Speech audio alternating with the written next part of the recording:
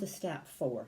We have 2 halves of the block, and this is where you really have to make sure that you have gotten all of those center pieces all nestling together in the middle there. I do put a pin in the end here so that I am holding that in place, but that is going to be about it. So again, just take your time going across this. 1/4 inch seam.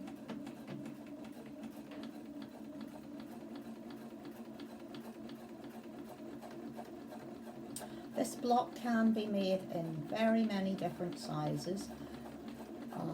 We have used this as, you can see behind me, as a Christmas wall hanging. In a moment I'll show you a couple of other different sizes.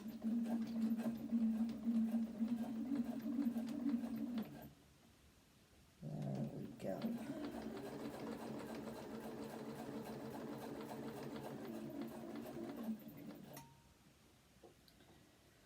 We're now just about it. Well, we are at the end of the machine sewing, but not quite at the end of the block.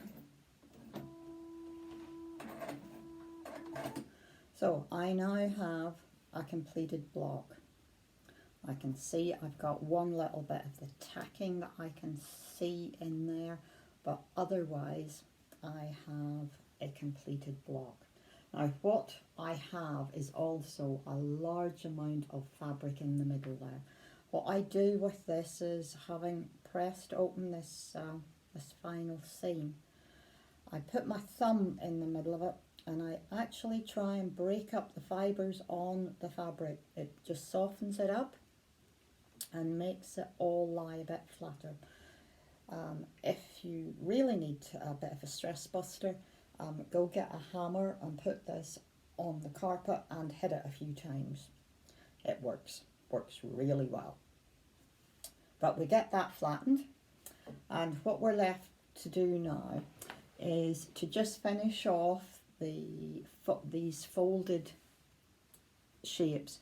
You can leave them as they are, as I have on one side on here, or you can roll back the folds and you get this lovely curved line going on. So that is about just a little bit of a turn back. Then it's a slip hem stitch. This is where the small applique pins are a godsend to allow you to get a couple of pins into that curve without, when you start sewing it, scratching your hand. There we go. So need to turn them all back, pop a couple of pins in. Let me do one more pin there, and then just a slip hemming stitch in a matching thread. So I'm coming up from the back, catching it in the fold of the piece that I'm curving back. I go through all of the layers and back up in the fold, and you start to get that really nice soft curve. So this is a medium-sized block. You can, as we have in this pattern, this is an 18-inch block.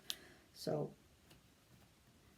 we have this lovely boudoir cushion, I like to think of it as. But equally, we have done a little tiny block, exactly the same design but smaller. This one, but on this one, same size, we've simply turned it into a little lavender cushion or